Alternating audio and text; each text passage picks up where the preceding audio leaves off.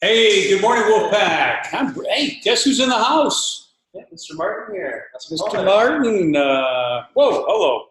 We're like, he comes on the stage, comes on the show, and we got technical problems already. But good morning, Wolfpack. Good to see Natalie here live, and Austin.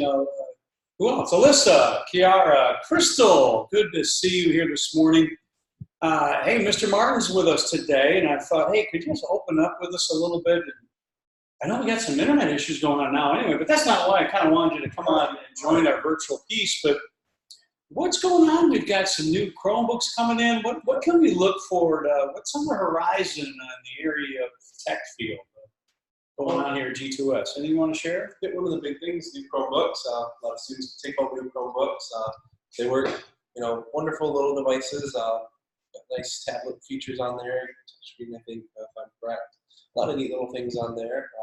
Students are able to take those home. Just order them this year, and we're kind of hoping so that every student can go Chromebook this year. So fingers crossed we'll get there by the end of the year. Yeah, that is nice. Those old Lenovo's anymore. Oh, are those boat anchors, or they serve as a boat anchor? If you get enough of them time together, throw them over, because exactly. They've been kind of a struggle for it. But the new, now for our virtual students, some of you have the old version. Some of you have the newer one. I know Crystal, I think, has one of the newer ones, a little smaller, sleek, right? Yep. One of the questions I have, like for virtual students, can they download their own apps on there, or do we got to be careful of Chrome extensions, or what are some of the guidelines that we want them to kind of remember when they're having these devices? At the moment, we have it set up where you cannot install your own apps, but if there is something you need, we can allow you to install that. We just have to make an exemption on our end. We try to be a little cautious on that kind of stuff, just to make sure no one's downloading anything malicious. There are things that can get on there that can, run that code on the machine. So we try to be a little cautious on that and try to make it more educational for students. But if there is something you need, something you think that would work well for you, just get in contact with Phil or I, and then Mr. Quinlan or Mr. Martin. I like it. That's good. That's okay. And then we can take care of that for you. That's true, though, and that's a great reminder, Mr. Martin, about, if there's something out there you want as an extension. For example, there's been some good, I've had people in the past inquire, can I download this app onto my Chrome? We've discussed it. I've asked Mr. Martin to push it out, and he does it. It's awesome. So if it's different than your home personal device, but let me know. We're open to things that are going to help our learning and just to make your experience, I think, worthy. Now, one of the things we're using a lot is Flipgrid.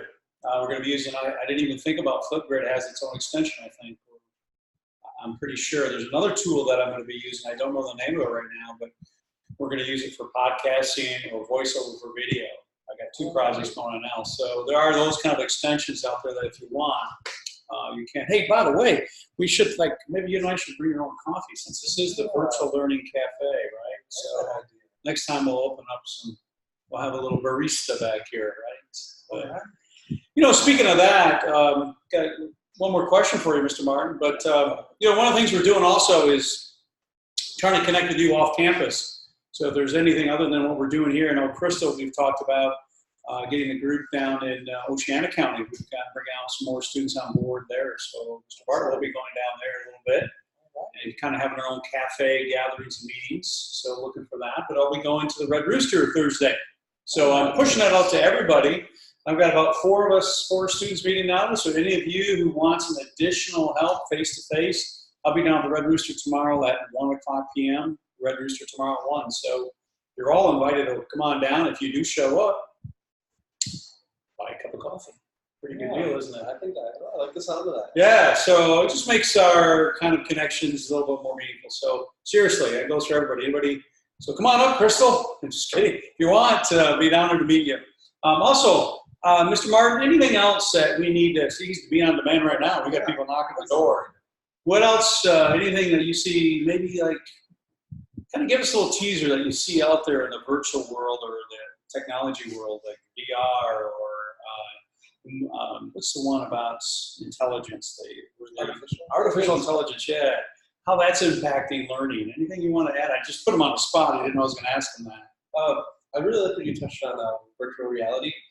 That's a wonderful technology that can be used in education. Great example would be West Shore Community College.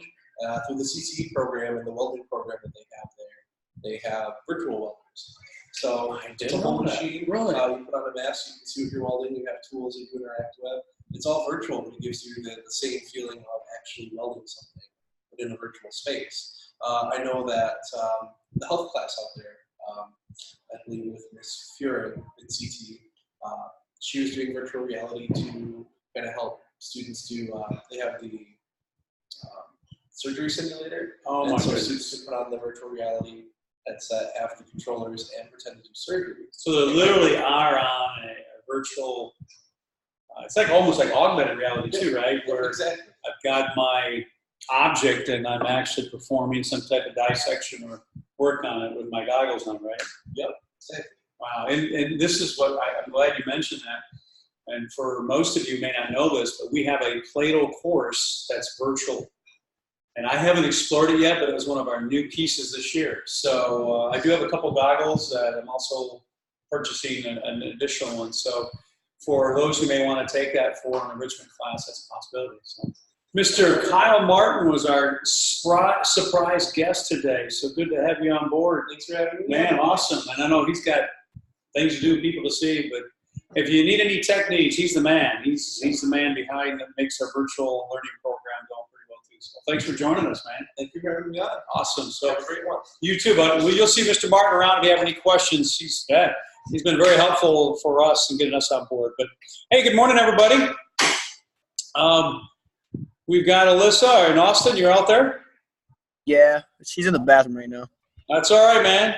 Any word for the wisdom or any word for the wise? Or the Nothing much. Just up and ready. Up and ready, baby. It's so good to see you there this morning. Kiara, what a great day yesterday. Good to see you yesterday.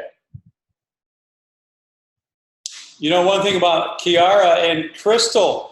How are you this morning? Good morning. Good morning. Good morning. Good to see you here with us. You know, one thing I do want to show you in regards to Kiara, who's with us here live, I do want to show you, let's see. Let me share out my screen a little bit. And it's just a little feature that I'll be pushing out to all of you later. Our first student of the month, actually sometimes I have two. Our virtual student of the month this month is Kiara Golnick, who is with us live. Just really appreciate all the work that she's done throughout the summer. And she finished the year very strong, started off strong. We got a cool individual project plan with Kiara going on right now. I think we'll talk about that a little bit later. But I'll be pushing out to Crystal, Austin, Alyssa. I'll be pushing out to you and Natalie. Natalie has, I think, filled out the form. It's a student of the month questionnaire. I want to feature all of you. And just basically these general questions about hobbies, who are you, and profound. Actually, Kiara, I'm trying to have a new one by the end of this week. So I'll be pushing that out. So if you see it in your emails, check your email off. And also, folks, there's a little form I want you to fill out. And I want to not just so much for profound for the student of the month, but just some other intel for you. I also want to show you on that part of our website under virtual learners. There's a great deal of resources available. I'm not really planning on going over this today, but I've created some links that could be very helpful to you. I got some sample webinars that I'll be pushing out. And I just put this on here. This is for my Baldwin students. I didn't have a place to place something. I'll be doing some Flipgrid with some of the students from Baldwin coming up. But anyway, much more. We were featured in the Langston Daily News last year. We had a student who went over to Egypt. We were called Around the World, and G2S Goes Global. And also you can see virtual webinars. We had a virtual webinar with Paula, our guest, last October 5th. So anyway, that's on our feature page. If you're interested, check it out. But anyway, today I really want to push out real shortly. It was great having Kyle on board. I'm sorry, I call him Kyle. He's Mr. Martin. But a lot of the augmented reality pieces that are played into our lives on a daily basis, whether through our phones. If you don't know what augmented reality is, it's just really the merging of reality with an augmented piece, or bringing a digital world into the augmented. It's like, you ever see cartoons that have real life people in them? Or a real life show with a cartoon character? That's an example of augmented. They basically put this augmented reality blending the two worlds together. Well, that's not possible without what we call coding. And I told you yesterday, and the reason I'm sharing this with you at the webinar, if any of you feel like, hey, math's a strong suit, I understand algorithms, I saw it step by step, I want to build an app, I'm really interested in building a website, really see me and we'll talk about that, because my focus today was code.org or computer science. It's basically a science that's growing, fastest growing science or field out there. It's basically redefines your future. If you want to work in the medical field, you better know how to code. I'm learning now how to code, and even in my field, I have to, the ability to learn how to code enhances the work I'm doing right now. There was some coding involved with creating this platform you're looking at right now. I had to know a language called HTML. To embed this video you see in here, there's knowledge of how to write a code. It isn't just copy a URL, it's doing all the commands that go along with, and it's a foreign language. And Michigan is one of the forerunners of computer science growth, where this will impact all of you who are in the virtual world today. Michigan, it looks like may happen this spring, will be voting, allowing computer science to take place as a foreign language. Because computer science programming is a foreign language. It's one language that, regardless of your language skills, Spanish, Greek, English, coding is all universal. And so they're looking at Michigan being one of the forefront leaders and having coding computer science language being a computer science, foreign language class. So I want to just push that out to you that today I want to finish our webinar with a short computer program video. We'll sign off, and I really would like you to stay on after we sign off to watch it. Or you can even watch it on your own. Sometimes when I stream a video during our webinar, it may lag and it may not have the best quality, so you may want to watch this on your own, but I'm going to play it after I sign off if you want to watch it while in the webinar or watch it on your own. I really encourage you to do that. So when you come in your next face-to-face, or we next have our next webinar series, hey, Mr. Quinlan, I'm interested in coding. I really want to know more about it. So today I want to give you a teaser as we leave. Could I even use my computer science passion for a work-based experience? Yes. Meaning I could get English 9 credit, learn a little bit more of computer coding, and give me a work-based experience at the hospital. That could be an English 9 and maybe even a foreign language. Endless possibilities. I know right now maybe some of you are looking at, just give me Plato, I'll plug away my courses, that's fine. But we don't want that for all our virtual, so eventually I want you all to dabble in a work-based or individual project plan this year. That's my goal for you. All right. Also, keep us in mind, face-to-face day, I just want to push out something for you. As you're looking at your screen, getting you in groups. Today was Quinton, Jasmine, Brandon, and we also have Natalie in here. These are your particular days. I also have a group that's going to be meeting at the Red Rooster tomorrow for the first time. And I also have my off-campus, Crystal, you're part of that, which you and I will arrange, even maybe just a virtual face-to-face one-on-one coming up. With, as you already heard, Crystal, maybe we get some face-to-face time at the coffee shop down in the Hart, Shelby area, which we're working on that too. So just want to remind everybody when your day is. But if you want to continue to connect in other additional days for particular reasons, cool. But I also want to make your day meaningful. I really want to make it, and this is one of the main pieces I want to push out today in our webinar. And I'm going to show you through Facebook a second. On Facebook yesterday, and here's one of the major reasons, it was a post that we pushed out. And if you're not friends on Facebook, we'd love to have you follow us. Right now, we're pushing all our content on Facebook. Twitter and Instagram will be coming out later. We do have those accounts, but we're pushing out daily happenings. So I want to share you yesterday's post. By the way, I'm streaming this through my phone, my hotspot, because the entire internet of all schools are down right now. There is some major issues with the fiber optics from the schools into our ESD, so I'm running this off my hotspot. But yesterday I posted about the future is now, We had a group of our virtual students only. 3 of them were meeting with Leanne. And this is a reason why I have you in your groups. And if this is a group you want to join, you're really highly interested in Mr. Quinlan. Like when I come in that day, can I be in this group instead? Fine, but this is what I want groups to look like. For an hour and a half or an hour, a group of 3 of our groups work solely on building some skills that they're going to expect into the real world, like budget.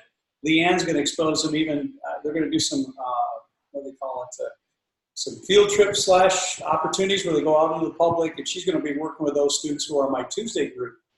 And this is more of my senior juniors, but I don't want to keep that inclusive just for them.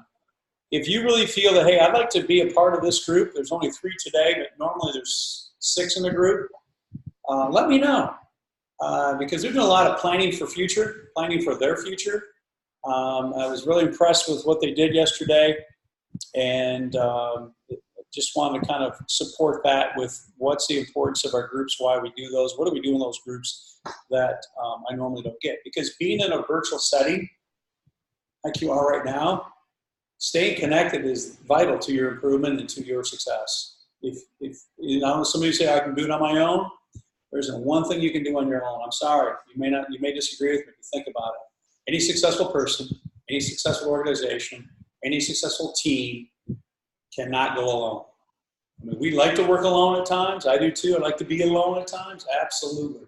Solitude is good for the soul and the brain. But if you're talking about success and building an opportunity for you in education, you got to stay connected. You need others to support you. So just reminder everybody, your face-to-face requirements. Don't forget, I want to create some real meaningful work for you. I don't want to just keep busy work. This isn't about giving you a computer, see you in 9 weeks. Good luck. Go on, play it. So the whole idea behind you being here today, I appreciate it. Not only are you doing it because you're compliant, but hopefully, you pick up some words of wisdom, maybe some ideas that maybe to think about today, and that's the idea behind us joining together. Before we close off today, I was babbling too long with Mr. Martin and myself. What questions or wonderings do you have that you may want to share with the team? Anybody?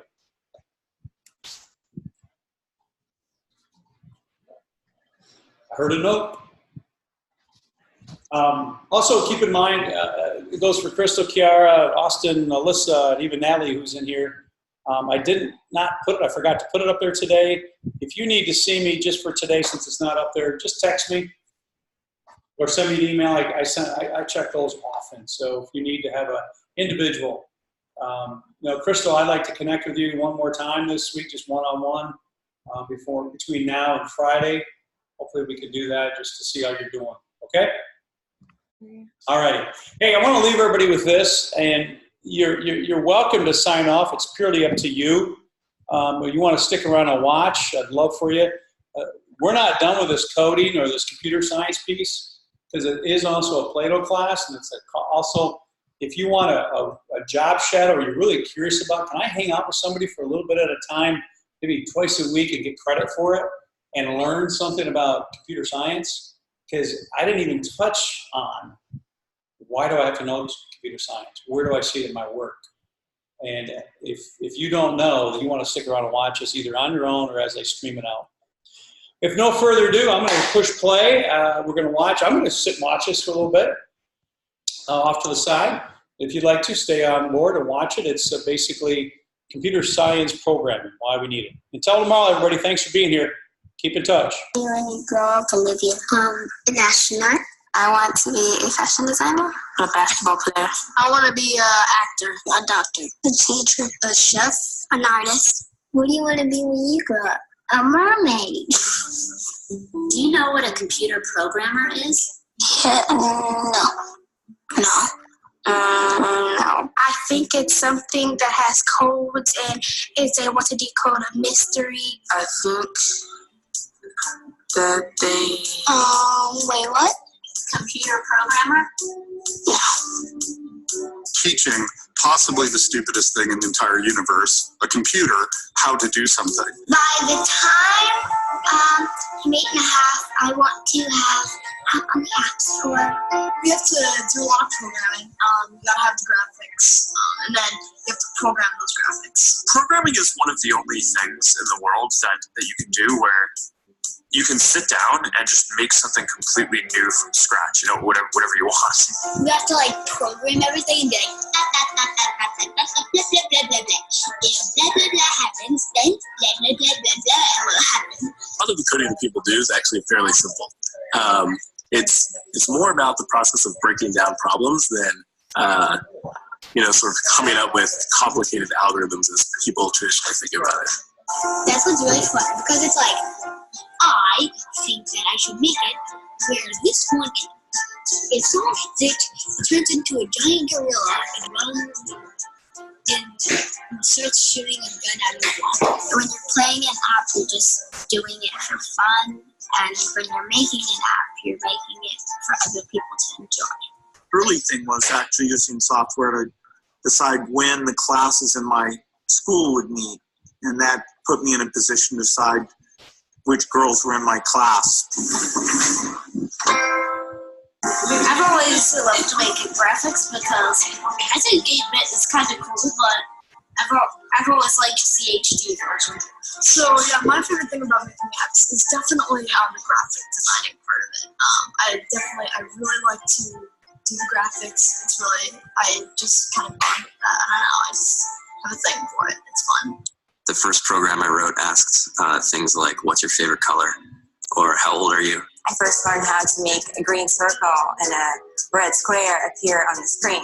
The first time I actually had something come up and say, hello world, and I made a computer do that. It was just astonishing. Yeah, a finished program is like a structure filled with light. All the corners are illuminated. You understand the structure of it. Making an app usually requires a lot more work, and also it's really cool that you're making a functioning app. It took me some time to realize that creating things with your hands or creating code, creating programs is just a different way to express creativity. I don't know, it just feels really good to be making apps for other people to play and enjoy and appreciate. I was just limited by your imagination. Sort of what kinds of ideas what kind of understanding can you build into the computer so that it can do these things that were previously impossible? The favorite thing about making apps is that you have something fun to play at the end. When you make video games, you get that little sense of accomplishment that you did something good. Good things are built in teams when you collaborate with other smart people. You're testing your ideas, you're simulating their make it successful. It's not some flash of brilliance by somebody who then codes 24 hours a day for 3 weeks. It's what happens. The magic happens when we're all on the same page, collaborating and building something together. So I'm quite happy to sit back, relax, and don't look at the details while making an app. Actually, you have to find problems, solve glitches, and make your app really cool. Yeah, and I also like bragging to my friends that I've made video games. It's okay, great about people. We try to make the office as awesome as possible. This is the cool part right here about their workspace is phenomenal. They get paid to do this. Check this out.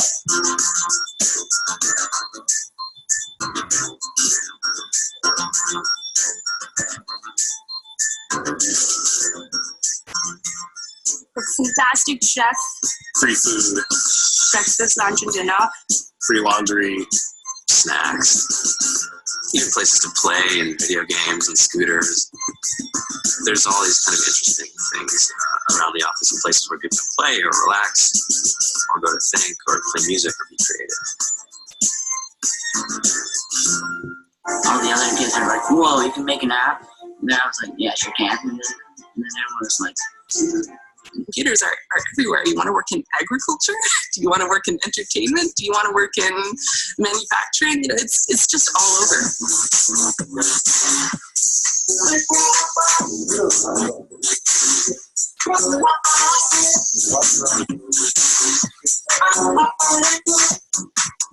I could come up with the next Mario. I mean, who knows? So you guys, what else? Who else has an idea of what we can change with our programming? What else can we do? Tiffany? What I saw my students take away from using Scratch in programming in our classroom is that they were willing to push through problems. It really builds critical thinking. It builds problem solving. And it's something that they can then apply to math in the classroom or the reading skills. We integrated science with this programming, and I saw my scores go up 30%. It makes me feel smart, and that's kind of cool in my opinion. So. Now they laughed at me and, all these things. And I'm like, man, I don't care. I think it's cool. And, I'm learning a lot. And some of my friends have jobs. It's important for these kids. It should be mandatory to be a citizen on this planet to read and write code. I never really thought that it was possible, but I actually think that's possible. It's definitely possible. I just think you have to start small, right? And I think that's one of the biggest misconceptions about computer science and programming overall is that you have to learn this big body of information before you can do anything. You don't have to be a genius to know how to code. You need to be determined. Addition, subtraction, that's about it. You should probably know your multiplication tables. You don't have to be a genius to code. Do you have to be a genius to read? Do you have to be a genius to do math? No. No.